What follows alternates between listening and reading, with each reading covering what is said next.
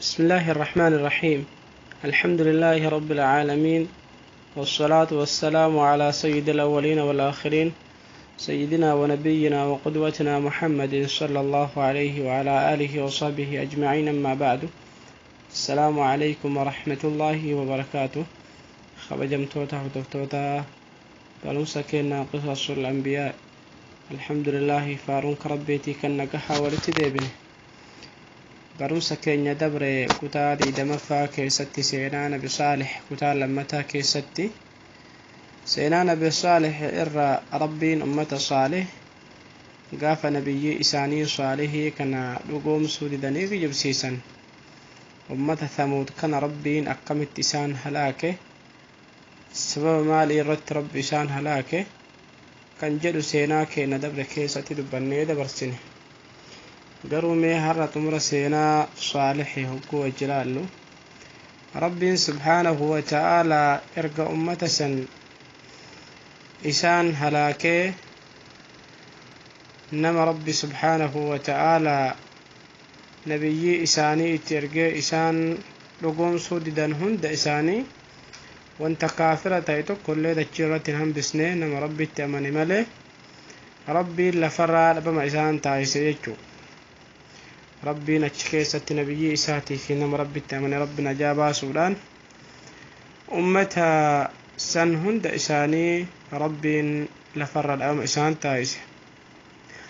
ba'da sanii nabi saalih gaafa ummanni isa dhugoomsuu diddee rabbi isaan halaakee ka'u akkuma seenaa dabre keessatti yaadatamu baylama guyyaa sadihii kenneefi nabi saalih jechuu dubbanne.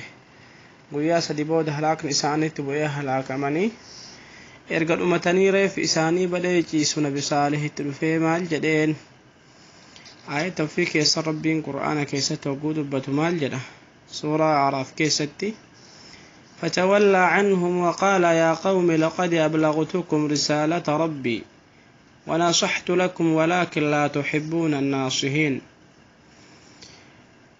isaan irraa garagalee nabi saalihiin kun ganda san keessa bahuu barbaadee jechuu isaanii dhumataniitiin reeffa lafa jiru kanatti haasaya. yaa ummata kiyya je'een isaanii du'anii jiran kanaan jedhaa bar laqad ablagtukum risaalata rabbii ergama rabbiin kiyyanatti kenne isiniin gahee jira wanasahtu lakum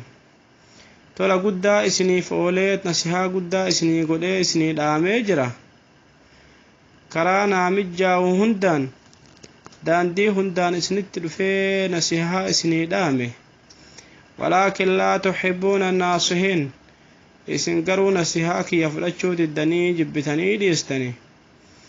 saba kanaan rabbiin isin halaake maal isinii gochuu dandaharee jedheetiin yaaddawaatiin reeffa kana biratti haasaa jechuu nabi saalih. kun akkamitti nabiyyiin rabbii reeffa biratti haasaa jechuu hin malu jechuu. rasuulli keenyaa sallallahu alayhi wasallam gaafa duula badrii erga ummanni kaafiraa ummanni quraysh akka jirtu ummanni kaafiraa hundeen isaanii lafarraa dhumatee guyyaa sadaffaa booda gaafa iddoo sanii ka'an ahla qaliibii sana rasuulli sallallahu alayhi wasallam maal jedhan isaan irra dhaabatanii warroota du'an kanaan erga isaan duulli badrii kun xumuramee guyyaa sadii booda achii fe'achuu barbaadaniitiin rasuulli sahaabaa ofiitiin haa fe'annuu kahaa jedhanii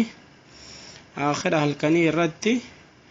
warra qaliibii kanaan ummata achitti halaakamee kaafirran gaafa ummata muslimaa rabbi isaan nassaree kaafirran achitti miliyoona lakkaa'amtu achitti dhumatte guyyaa san keessatti ummata du'e kanaan maal jedhan rasuulli yaa ahla alqaliib hal wajadtum maa wacada rabbukum xaqqa yaa warra qaliibiho waan rabbiin isiniif beeylame dhugamaan argattanii je'aniin. cadaaba rabbi isinii beeylame yoo nabiyyii keessanitti amanuu diddan adaabatu isinii jira jedhe cadaaba rabbiin isinii beeylame sanii wal qunnamtanii فإني قد وجدت ما وعدني ربي حقا أني والربين كي أنا بيل من أقمان أرجيجرا سنما اللي تمسح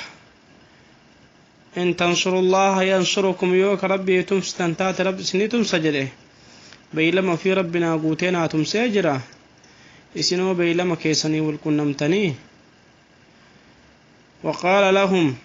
إرقسي اللي مالجأن بعث عشيرة النبي كنتم نبيكم كذبتموني وصدقني الناس وأبدن قصتية تاتني قصتية أوجنك جبسيفتني قرونا نبرو الآن أقومسي وأخرجتموني قندت للدر نباستني وآوان الناس علمنا ما نمجتن فتنم نبرو لا وقاتلتموني ناللتني ونصرني الناس علمنا ما كان برؤنا تمسه فبعث عشيرة النبي قست نبيي وافقت نبيي كيسنيف أكت ملي أمتو وكانت دليدا جاءني رسول الله بتني هاشمنان عمر مال جل رضي الله عنه وأرضى يا رسول الله تخاطب قوما قد جيفوا يا ارقم ربي تهم أمة دواني ريف إساني رقت هي سابت اتهاسويتا يا رسول ربي تهو جئين عمر أمة دوئين أمتيتين قبر اتقالي بيه كيس جلو اتهاسويتا يا رسول ربي تهو جئين فقال والذي نفسي محمد بيده والذي نفسي بيده ما أنتم بأسمع لما أقول منهم ربي لبونتي يهرك جرتتك كديتي إسنن نجيتن إساني رن نجيتن إساني دواني قبري جيسو كنر إسنن نجيتن إسان ترن لغا هجتشو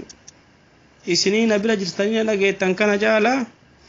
إسان ترن لغا ولكنهم لا يجيبون نا جوابو هندن دأمالي إسنر إسان ترن لغا هاج الرسول صلى الله عليه وسلم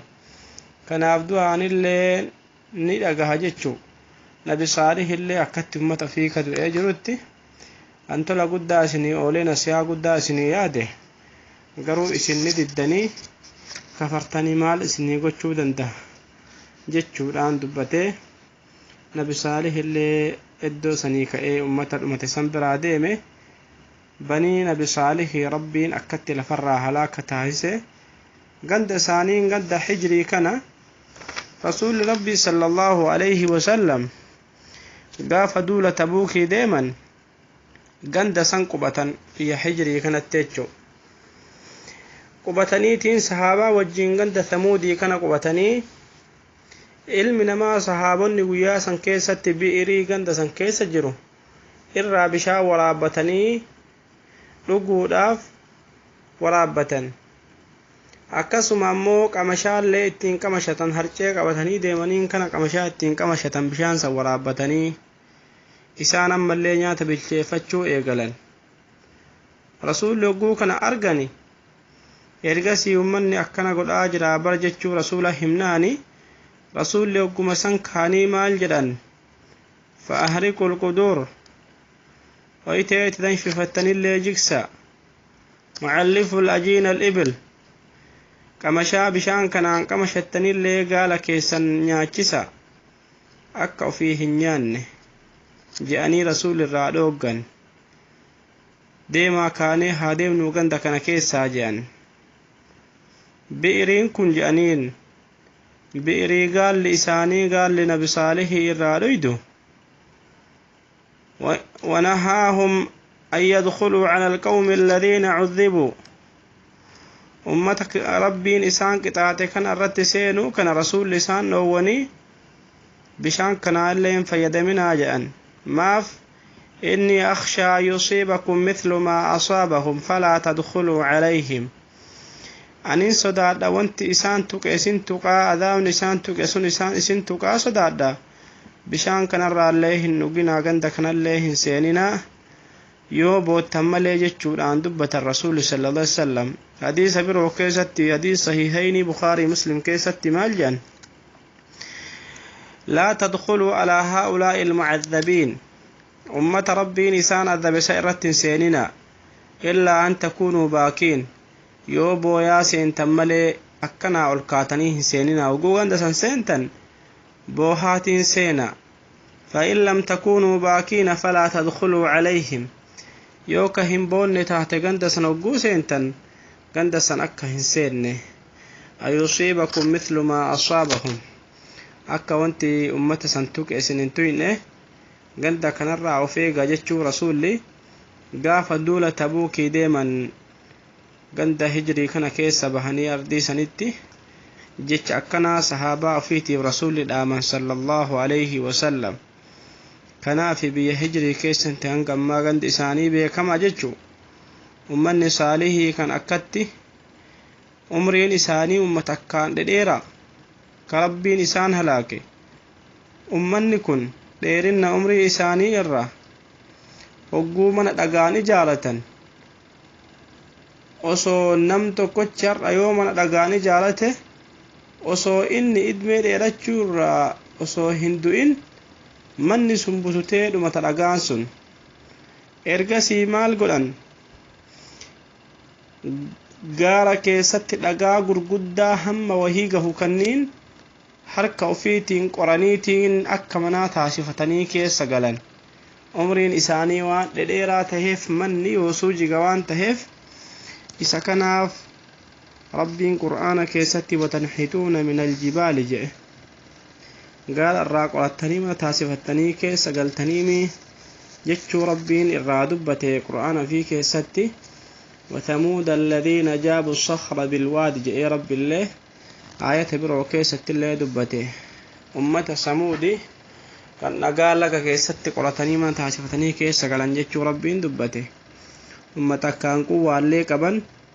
ummata umriin isaaniillee akkaan dhedheeraa ta'e nama akka nu'uu waggaa 170 fi 60 kanatti dhumuu miti ummata waggaa 100 hedduu turan jechuu. kana rabbi subhaanahu wa ta'aalaa dandeettii ufiitiin gaafa isaan ammallee nabiyyii isaanii dhugoomsuu didan rabbiin lafarraa dhabama isaan taasisee nabiyyii isaaniitii fi nama rabbitti amane qofa rabbiin hambisee seenaan ummata Thamuudii kan nabiyyii isaanii saalihiin eddutti argame kana fakkaata. inshaa Allah seenaa itti aanuun hanga nabiyyii haarawaa khaliila rabbii jaalallee rabbii nama addunyaa tana keessatti jalqaba ibiddatti darbame كافر بدت دبرته كرب واتخذ الله إبراهيم خليلا إبراهيم جال لك ساقر ليجل جئ رب رادبته سينانا بإبراهيم كان بيكم سقدا في أكسم أديم سجروا في جرين وفيتي في فتنة هند الرابرة كان سينان إسال كتاه الدنون ديمو حلقات تان ترتك أبني وجريا النوف برنسكين نقويا الراس متأه. والسلام عليكم ورحمة الله وبركاته.